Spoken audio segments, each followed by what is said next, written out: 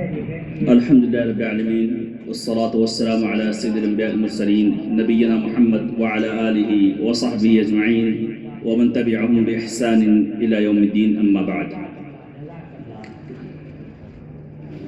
Stage پر بیٹھے معزز علماء کرام، دور سے آئے ہوئے مہمانان گرامی، یہاں کے مقامی افراد، ذمہ دار و اراکین جامعہ محمدیہ سلفیہ ورنورہ، عزیز طلبہ، سب سے پہلے تو تمام طرح کی تعریف، حمد و ثنا اللہ رب العزت کے لیے مناسب ہے، جو اپنی ذات میں، اپنے اقوال میں، اپنے افعال میں، اپنے صفات میں، اپنے ناموں میں یکتا ہے، بے مثال ہے، اس کا کوئی سازی اور شریک نہیں۔ بعدہ درود و سلام ہو تمام انبیاء اور رسول پر، بالخصوص ہمارے آخری نبی احمد مجتبی محمد مصطفیٰ صلی اللہ علیہ وسلم پر، جنہیں اللہ رب العزت نے اس امت کا ہادی، قائد اور رہنما بنا کر مبعوث فرمایا۔ معزز سامعین، وقت کافی بیت چکا ہے اور میرے پاس صرف 10 سے 12 منٹ ہے اپنی گفتگو کو سمیٹنے کے لیے، لہذا نہایت ہی اختصار کے ساتھ میں پوائنٹ 2 سے 3 چیزیں میں ذکر کروں گا اور اپنی جگہ لے لوں گا۔ سب سے پہلی چیز کہ آج کا یہ پروگرام، اس میں شرکت حقیقت میں ہم سب کے لیے، صرف میرے لیے نہیں بلکہ ہم سب کے لیے بڑی سعادت اور شرف کی بات ہے کہ وہ پروگرام جو اللہ اور اس کے رسول کے حوالے سے کی جا رہی ہے، وہ پروگرام جو علم کے سیکھنے، سکھانے، اس کے پھیلانے، اس کی نشر و اشاعت کے حوالے سے کی جا رہی ہے، وہ پروگرام جس میں ان بچوں کی حوصلہ افزائی کی جا رہی ہے جو قال اللہ اور قال الرسول کا علم حاصل کر کے یہاں سے جا رہے ہیں، یا ان کی تشریح کا یہ کام ہو رہا ہے۔ اس لیے کہ ایسی بہت ساری محفلیں اسکولوں میں منعقد ہوتی ہیں جو ناچ گانے پر مشتمل ہوتی ہیں، جو گانے بجانے پر مشتمل ہوتی ہیں، جو کلچر کے نام پہ، ایڈوانس کلچر کے نام پہ مختلف طرح کی فحاشیت اور عریانیت کو فروغ دینے کے نام پہ منعقد ہوتی ہیں۔ اس کے بالمقابل میں اگر ایسی کسی مجلس کا ہم حصہ بنتے ہیں جو قال اللہ اور قال الرسول کی صدائیں بلند کرنے والوں کی تشریح اور حوصلہ افزائی کے لیے ہوتی ہے، تو یقیناً یہ ہمارے لیے بڑی سعادت اور شرف کی اور اللہ رب العزت کی طرف سے عطا کردہ توفیق کی بات ہے۔ دوسری چیز، علم کی فضیلت اور اس کی عظمت کے تعلق سے آپ بہت دیر سے سن رہے ہیں۔ ایک دو آیت میں آپ کے سامنے ذکر کروں کہ یرفع اللہ الذین آمنوا منکم والذین اوتوا العلم درجات۔ قرآن میں اللہ تعالیٰ فرماتا ہے کہ اللہ رب العزت نے مؤمنین کے درجات کو بلند کیا ہے اور اہل علم کے درجات کو بلند کیا۔ سوال یہ اٹھتا ہے، کیا اہل علم مومنین میں سے نہیں تھے؟ اللہ تعالیٰ کہہ رہا ہے کہ مومنین کے درجات کو ہم نے بلند کیا، پھر اس کے بعد کہہ رہا ہے کہ علماء کے درجات کو ہم نے بلند کیا، تو کیا علماء مومنین میں سے نہیں تھے؟ پھر خصوصی طور پر اللہ نے آیت میں بعد میں یہ کیوں ذکر کیا کہ یرفع اللہ الذین آمنوا منکم والذین اوتوا العلم درجات؟ اہل علم نے لکھا ہے کہ علماء بھی مومنین میں سے ہیں، اور علماء کا بھی تذکرہ مومنین اللہ تعالیٰ کر دیتا، صرف مومنین کا تذکرہ جیسے کیا تو کافی تھا، لیکن یہاں پر خصوصی طور سے اہل علم کا تذکرہ کرنے کا مقصد یہ ہے کہ علماء کی اہمیت کو امت کے سامنے بیان کیا جائے اور ان کا مقام و مرتبہ بیان کیا جائے، ان کی اہمیت کو بتلایا جائے کہ اس امت میں مومنین کا تو جو مقام ہے ہی ہے، اور اللہ نے جو درجات ان کو عطا کیا وہ تو ہے ہی ہے، لیکن علماء کے لیے خصوصی درجات ہیں۔ شہد اللہ انہ لا الہ الا اللہ والملائکۃ واولو العلم قائما بالقسط۔ توحید ہر انسان کی زندگی کا بنیادی مقصد، جینے کا سلیقہ اور طریقہ ہے۔ اللہ تعالیٰ گواہ بنا رہا ہے اپنے آپ کو کہ اللہ تعالیٰ ایک ہے۔ اللہ تعالیٰ پہلے خود گواہ بن رہا ہے اس بات کی کہ اللہ تعالیٰ ایک ہے، اور پھر اس کے بعد فرشتوں کو گواہ بنایا کہ فرشتے بھی گواہ رہیں کہ اللہ تعالیٰ ایک ہے، اور پھر اس کے بعد اگر کسی کو گواہ بنایا ہے تو کون ہے؟ وہ علماء ہیں.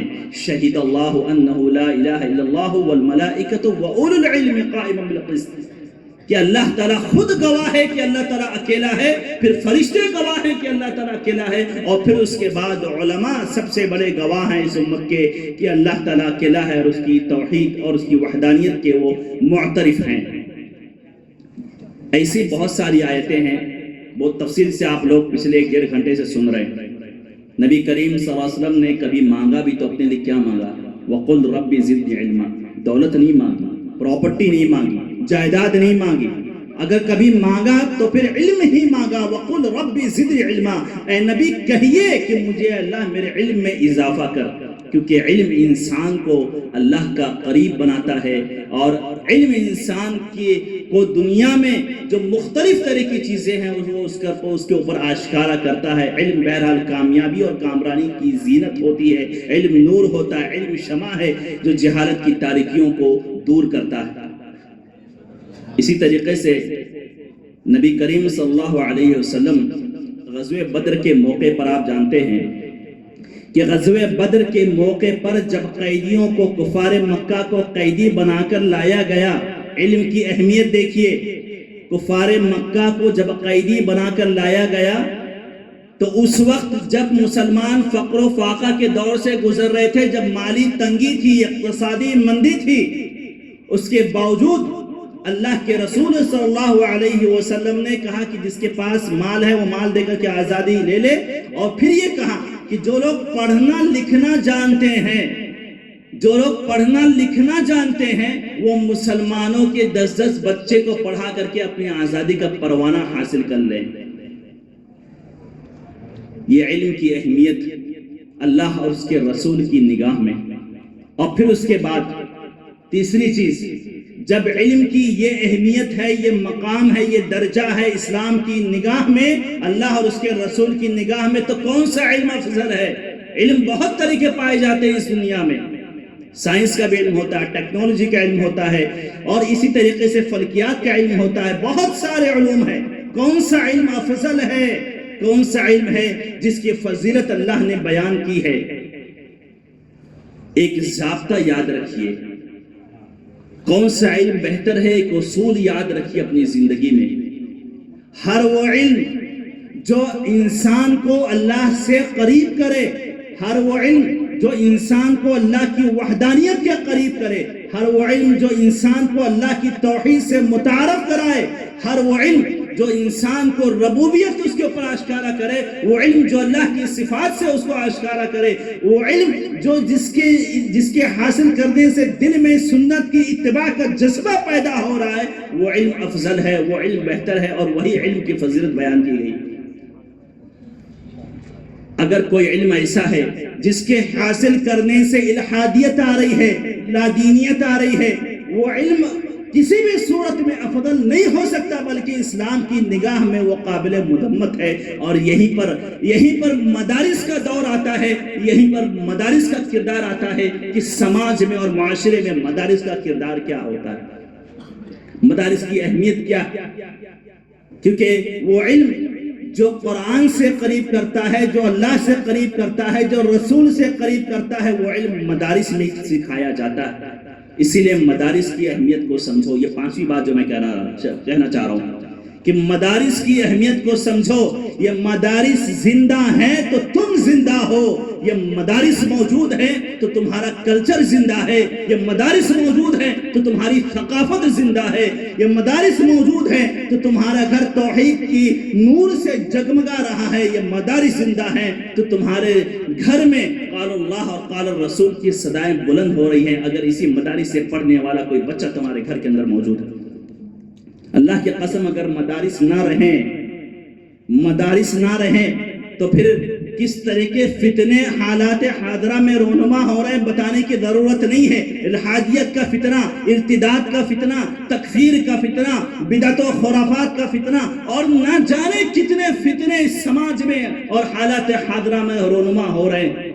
ان فتنوں کا اگر کوئی مقابلہ کر رہا ہے تو یہ مدارس، یہ ٹوٹی پھوٹی یہ ٹوٹی پھوٹی دیواریں، یہ کمزور دیواریں، یہ ٹوٹی پھوٹی چٹائیوں پر بیٹھنے والے یہ طلباء اور یہاں پر علم دینے والے یہ علماء اس طرح کی بدعات و خرافات اور الحادیت کے سامنے سینہ سپر ہو کر کھڑے ہو رہے ہیں۔ یہی یہ علماء کی اہمیت اور مدارس کی اہمیت کو اجاگر کرتا ہے کہ جب مدارس ہیں تو ہم ہیں، مدارس ہم ختم ہو گئے تو یاد رکھیے پھر نہ ہمارا نام رہے گا نہ ہماری نشانی رہے گی۔ علامہ اقبال کا وہ دور، علامہ اقبال کی وہ بات یاد ہوگی کہ جب وہ اندلس سے لوٹ کر کے آئے تھے، اب تو کوئی نام بھی نہیں جانتا، اسپین کے نام سے مشہور ہے، اسپین کے نام سے مشہور ہے۔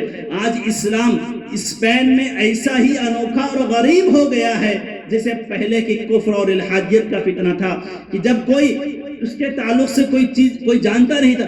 علامہ اقبال کہتے ہیں کہ میں دیکھ کر کے آ رہا ہوں کہ وہاں پر غرناطہ میں، قرطبہ میں اور حمرہ میں صرف مسلمانوں کے کھنڈرات بچے ہیں، در و دیوار بچی ہیں، ورنہ مسلمانوں کا کلچر زندہ نہیں ہے، مسلمانوں کی تہذیب زندہ نہیں۔ اس لیے مدارس جس حال میں ہیں، جیسے بھی ہیں، ان کا تعاون کرو اور آگے بڑھو، قدم سے قدم ملا کر سینہ سپر ہو کر حالات کا مقابلہ کرنے کے لیے مدارس آگے بڑھ رہے ہیں، ان کا ساتھ دو، ان کا تعاون کرو۔ ایک آخری بات والدین سے خاص طور سے کہنا چاہوں گا کہ اللہ رب العزت نے اولاد کی شکل میں آپ کو بہت بڑی نعمت دی ہے۔ آپ اندازہ لگائیں کہ اولاد کتنی بڑی نعمت ہے۔ زکریا علیہ السلام کہہ رہے رب ہب لی من لدنک ذریۃ طیبہ کہ اے میرے رب مجھے نیک اور صالح اولاد عطا کرنا۔ ابراہیم علیہ السلام کہتے ہیں ربی ہب لی من الصالحین، اے اللہ مجھے نیک اولاد عطا کرنا۔ اگر اس دنیا میں کسی کو نبوت کا درجہ مل گیا تو اس سے بہتر کیا چیز ہو سکتی؟ کسی کو نبی بنا دیا اللہ نے، اگر کسی کو نبوت کے لیے اختیار کر لیا تو اس سے بہتر کیا چیز ہو سکتی تھی؟ اس سے بہتر کیا انعام ہو سکتا تھا کہ نبی بنائے گئے ہیں۔ لیکن نبی بنائے جانے کے باوجود اولاد کی کبھی کسی نبی نے اپنے لیے کچھ مانگا نہیں، کبھی کسی نبی نے اللہ کے آگے دنیاوی ساز و سامان، عیش و عشرت کا مطالبہ نہیں کیا۔ اگر کبھی نبی نے کچھ مانگا ہے تو پھر اولاد ہی مانگا ہے، اس لیے کہ یہ جانتے تھے کہ اولاد کی نعمت سب سے بڑی نعمت ہے۔ نبوت مل چکی ہے، اس کے باوجود اولاد کا سوال کر رہے ہیں، اولاد کی نعمت کا تقاضا کر رہے ہیں۔ یہ جانتے تھے کہ اولاد کی نعمت سب سے بڑی نعمت ہے۔ اولاد اگر نہیں ہے تو پھر دنیا کی ساری نعمتیں ہیج ہیں، ساری نعمتیں بیکار ہیں، ساری رنگینیاں دنیا کی بے رنگ ہیں اگر اولاد نہیں تو۔ اگر اولاد آپ کو ملی ہے، اولاد آپ کو اللہ نے عطا کی ہے، تو پھر اس کے تعلق سے آپ کی یہ ذمہ داری بنتی ہے کہ اولاد کو بہترین تربیت دیں، بہترین تعلیم دیں۔ اللہ کے رسول صلی اللہ علیہ وسلم کی حدیث ہے کہ ما نحل والد ولدہ من نحل افضل من ادب حسن۔ یہ حدیث گرچہ ضعیف ہے، علماء نے اس پر کلام کیا ہے، لیکن معنی مفہوم کے اعتبار سے صحیح ہے کہ ایک والد یا ایک والدین اپنے بچے کو اگر کوئی سب سے بہتر تحفہ دے سکتے ہیں تو وہ بہترین تربیت کا تحفہ دے سکتے ہیں، بہترین تعلیم کا تحفہ دے سکتے ہیں، بہترین اخلاق اور کردار کا تحفہ دے سکتے ہیں۔ اگر آپ اپنے بچے کے تعلق سے کچھ صحیح معنوں میں کرنا چاہتے ہیں، بچوں کے لیے صحیح معنوں میں کچھ کرنا چاہتے ہیں، کبھی کسی نبی نے کوئی پراپرٹی نہیں چھوڑی ہے، کوئی جائیداد نہیں چھوڑی۔ ہم نے کیا سمجھ لیا کہ بچے کے لیے سب سے پہلے کھانے کی چیزیں فراہم کرنا ہے، پہننے کے لیے لباس فراہم کرنا ہے، اپنے مرنے کے بعد 2-4 پراپرٹیاں، جائیدادیں، فلیٹ و مکان چھوڑنا ہے تاکہ ہماری اولاد کو کوئی پریشانی نہ ہو۔ لیکن اگر اولاد بے دین نکل جائے تو اللہ کی قسم پھر تم اپنی اولاد کے لیے ساری دنیا چھوڑ جاؤ، سب بیکار ہے۔ ابراہیم یعقوب علیہ السلام نے وصیت کرتے ہوئے موت کے وقت فکر مند لاحق ہے کہ میرا بچہ کیسے رہے گا، کیا پوچھا تھا، کیا سوال کیا تھا کہ کتنی پراپرٹی ہے یا یہ جائیداد میں تمہارے لیے چھوڑ کے جا رہا ہوں؟ نہیں، ما تعبدون من بعدی، ما تعبدون من بعدی، میرے بعد تم کس کی عبادت کرو گے، میرے بعد تم کس کے عقیدے پر رہو گے، میرے بعد تم کس کے منہج پر رہو گے؟ کہیں ایسا تو نہیں کہ تم میرے دین کو چھوڑ دو گے؟ ما تعبدون من بعدی۔ لڑکے بھی اچھی تربیت پائے تھے، کہتے ہیں نعبد الہک و الہ آبائک ابراہیم و اسماعیل و اسحاق، کہ نہیں اے ہمارے والد، نہیں، ہم اسی خدا کی عبادت کریں گے جس خدا کی عبادت آپ نے کی ہے، آپ کے آباء و اجداد ابراہیم اور اسحاق نے کی ہے، ہم اسی خدا کی عبادت کریں گے۔ یہ ہے فکر مندی، یہ ہے تربیت، اور یہ ہے تربیت کے تعلق سے احساس ذمہ داری کہ ہمیں بچوں کی تربیت کیسے کرنی ہے۔ ہم نے ڈاکٹر بنا دیا، ہم نے انجینئر بنا دیا، ہم نے سائنٹسٹ بنا دیا، اللہ کی قسم ہم دیگر علوم کے مخالف نہیں ہیں، ہم دیگر علوم کے مخالف نہیں ہیں۔ بچہ سائنٹسٹ بنتا ہے بن جائے، ڈاکٹر بنتا ہے بن جائے، انجینئر بنتا ہے بن جائے، لیکن یہ ضروری اس بات کی ہے کہ ہمارا بچہ ڈاکٹر بنے تو مسلمان ڈاکٹر بنے، بچہ انجینئر بنے تو مسلمان انجینئر بنے، بچہ سائنٹسٹ بنتا ہے تو مسلمان سائنٹسٹ بنے۔ ایسا نہ ہو کہ پھر اس کے بعد دیگر علوم تو حاصل کر لیا، اللہ کی قسم ہم نے دیکھا ہے کہ بچے نوجوان وکیل بن گئے، ڈاکٹر بن گئے، قرآن پڑھ کر کے قرآن کھول کر پڑھنے کی توفیق نہیں ہو رہی ہے، قرآن کا ایک صفحہ نہیں پڑھ پا رہے ہیں، قرآن کی ایک عبارت نہیں پڑھ پا رہے، ایک آیت نہیں پڑھ پا رہے۔ ذرا یہ بتائیے کہ یہ بچہ کیسے والدین کے لیے ذخیرہ خیر آخرت بن سکتا ہے، یا خیر کا ذریعہ بن سکتا ہے؟ او ولد صالح یدعو لہ، کہ تین چیزیں جو مرنے کے بعد فائدہ پہنچائیں گے، اس میں سے ایک چیز یہ تھی کہ نیک بچہ جو آپ کے لیے دعا کرے آپ کے مرنے کے بعد۔ آپ نے ڈاکٹر بنا دیا، لیکن کیا بچے کو مسلمان بنایا؟ آپ نے انجینئر بنا دیا، کیا بچے کو صحیح عقیدے والا صحیح عقیدے کے ماننے والا، اس کو اپنانے والا بنایا ہے؟ اللہ کی قسم باپ مر جاتا ہے، باپ مر جاتا ہے، والدین مر جاتے ہیں، لیکن بچے کو اتنا نہیں سکھا جاتے ہیں، اتنا نہیں بتاتے ہیں کہ میرے مرنے کے بعد جب میری لاش کے پیچھے جنازے کی نماز پڑھنا تو کون سی دعا پڑھنا، کون سی دعا پڑھنا، ہاتھ اٹھانا تو کون سی دعا مانگنا، یہ بچے کو نہیں پتا ہوتی ہے۔ پھر آپ نے اگر اپنے بچے کو دیا تو پھر کیا دیا؟ ڈاکٹر بنا دیا تو کیا بنا دیا؟ انجینئر بنا دیا تو کیا بنا دیا؟ اگر آپ نے اپنے بچے کو ایک سچا اور اچھا مسلمان نہیں بنایا، بچپن سے فکر کیجئے، چھوٹا بچہ ہو، بس آخری بات کہ اپنی گفتگو ختم کروں کہ اوپر جانے کے بعد نہیں ہوتا یہ نا کہ ہمارے ہاں دینی تعلیم کو، قرآن کی تعلیم کو ثانوی حیثیت دی جاتی، ثانوی حیثیت دی جاتی۔ پہلے ڈاکٹر بن لے، عربی تو شام میں پڑھ لے گا، عربی شام میں پڑھ لے گا، اسکول نہیں جاتا ہے، والدین ہنگامہ کر دیتے ہیں، بچے کو کسی بھی طریقے سے تیار کر کے اسکول بھیجنا ہے، لیکن شام میں اگر عربی نہیں جا رہا ہے کوئی مسئلہ نہیں، ٹھیک ہے آج نہیں آئے گا کل چلا جائے گا، حافظ جی کو فون کر دیا، حافظ جی آج نہیں آئے گا میرا بچہ کل آئے گا۔ اسکول کے لیے کوئی کمپرومائز نہیں، کوئی سمجھوتا نہیں، لیکن عربی قرآن کی تعلیم کے نام پر ہر طرح کے سمجھوتے کرنے کو تیار۔ ابراہیم بن ادھم کہتے ہیں سلف نے کیسے اپنے بچوں کی تربیت کی۔ ابراہیم بن ادھم کہتے ہیں کہ میرے والد مجھ سے یہ کہا کرتے تھے کہ ایک ایک حدیث، جس دن تم جتنی حدیث سناؤ گے اتنا پیسہ میں تم کو دوں گا۔ کیا کہتے تھے؟ جتنی حدیث سناؤ گے۔ یہ علم کے تعلق سے اور دینی علم کے تعلق سے احساس ذمہ داری سلف کے ہاں۔ تو جب یہ دین کا شعور موجود تھا، دین غالب تھا، دینی تعلیم غالب تھی، تو پھر وہ کہاں تھے اور ہم کہاں ہیں وہ آپ جانتے ہیں بخوبی۔ ابراہیم بن ادھم کہتے ہیں کہ میرے والد کہا کرتے تھے تم روزانہ جتنی حدیث مجھے سناؤ گے اتنا میں درہم دیا کروں گا۔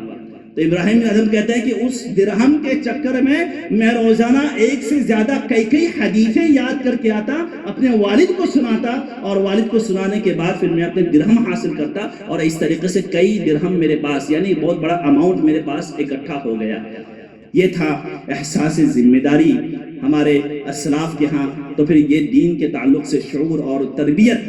میرے معزز سامعین، آخری بات کر کے اپنی گفتگو ختم کروں کہ والدین کا کردار بہت اہم ہوتا ہے، والدین کا کردار بہت اہم ہوتا ہے۔ السلف صالحین کا امام احمد بن حنبل رحمہ اللہ کہتے ہیں کہ میری والدہ مجھے فجر میں صبح اٹھاتی تھی، میری والدہ مجھے صبح فجر میں اٹھاتی تھی، ٹھنڈی کا موسم رہتا تھا تو پانی گرم کرتی تھی، پانی گرم کر کے مجھے وضو کراتی تھی، پھر اس کے بعد وضو کرانے کے بعد پھر مجھے نقاب پہنا، اپنا نقاب اوڑھ کر کے پھر مجھے مسجد تک لے جاتی تھی، اور مسجد تک لے جانے کے بعد درس میں سنتا تھا، قرآن سنتا تھا، سناتا تھا، پھر اس کے بعد جب ختم ہو جاتا تب تک وہ کھڑی رہتی تھی، اور پھر اس کے بعد مجھے لے کر کے اپنے گھر آتی تھی۔ 6 بجے کا وقت، کتنے والدین ایسا کرتے ہیں کہ کبھی بچے کو فجر میں اٹھایا ہے؟ آپ بچے سے محبت نبھا رہے ہیں کہ اس سے دشمنی نبھا رہے ہیں؟ یہ دنیا چند دن کی ہے، 60 سال 70 سال کہانی ختم، اس کے بعد اور پھر اس کے بعد رہنے والی زندگی، اس کے لیے بچوں کے لیے آپ کیا کر رہے ہیں؟ 6 بجے فجر کا وقت ہے، اس کے لیے نہیں اٹھا رہے، 7 بجے اسکول کا ٹائم ہے، 6:30 بجے سے بچوں کو اٹھا کے بٹھا دیا۔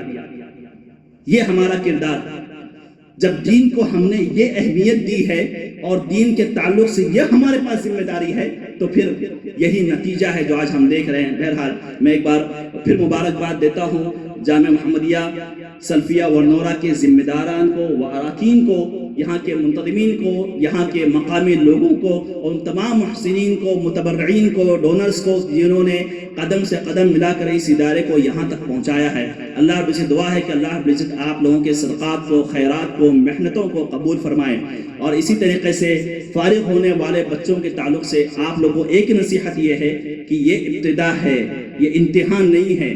آپ نے علم نہیں حاصل کیا ابھی پورا، ابھی آپ نے تو صرف چابی لی ہے علم کو کھولنے کے لیے، ابھی صرف چابی آپ نے حاصل کی ہے، ورنہ ابھی پورا کا پورا دروازہ کھولنا ہے اور اندر علم موجود ہے۔ تو یہ تعلیم کا سلسلہ یہیں نہیں رکنا چاہیے۔ ڈراپ آؤٹ کا مسئلہ مسلم بچوں میں بہت زیادہ ہے، تو یہ تعلیم کا سلسلہ یہیں نہیں رکنا چاہیے۔ ابھی آپ نے عالمیت کی ہے، فضیلت کے لیے آپ دیگر اداروں کا رخ کریں۔ آپ سے قریب ممبئی میں جامعہ اسلامیہ، ابھی جیسے شیخ نے بتایا کہ الحمدللہ ابھی میں نے وزٹ کیا تھا پچھلے 1 مہینہ پہلے کنگ محمد بن سعود یونیورسٹی میں، اسی طریقے سے کنگ سعود یونیورسٹی میں، جامعہ اسلامیہ مدینہ یونیورسٹی میں میں نے خود وزٹ کیا، اور آپسی تعاون کا تعلیمی روابط کے لیے اور اس کے استحکام کے لیے، طلباء کی زیادہ سے زیادہ تعداد کے قبول کرنے کے لیے بہت تفصیلی گفتگو ہوئی وہاں کے مینجمنٹ سے، اور الحمدللہ سعودی کے تمام جامعات میں الحمدللہ ہمارا ادارہ ایفیلیٹڈ ہے، یا اسی طریقے سے جامعہ ملیہ ہے، جامعہ ہمدرد ہے، علی گڑھ مسلم یونیورسٹی ہے۔ غرض یہ کہ آپ آئیں، فضیلت کا علم فضیلت کریں وہاں سے، اور فضیلت کرنے کے بعد پھر آپ کے پاس ملٹیپل آپشنز ہیں، آپ کے پاس کئی طرح کے راہیں کھلتی ہیں، اور علم کو کے ساتھ ہمیشہ جڑے رہیں۔ کوئی عمر نہیں ہوتی علم حاصل کرنے کی، اب یہاں تک ہم نے حاصل کر لیا اب آگے کیا کریں، نہیں، علم حاصل کرنے کی کوئی عمر نہیں ہوتی، کبھی بھی یہ ربط ٹوٹنا نہیں چاہیے۔ لہذا آپ آئیں، یہاں پہ نہ رکیں، یہ اسٹاپ نہیں ہے آپ کا، بلکہ بس یہ سمجھ لیے کہ اب ایک جگہ سے ہم کو دوسری جگہ منتقل ہونا ہے۔ بہر اللہ تعالیٰ سب لوگوں کو عمل صالح کی توفیق دے، اخلاص اور اللہ کی توفیق دے۔ السلام علیکم ورحمۃ اللہ وبرکاتہ۔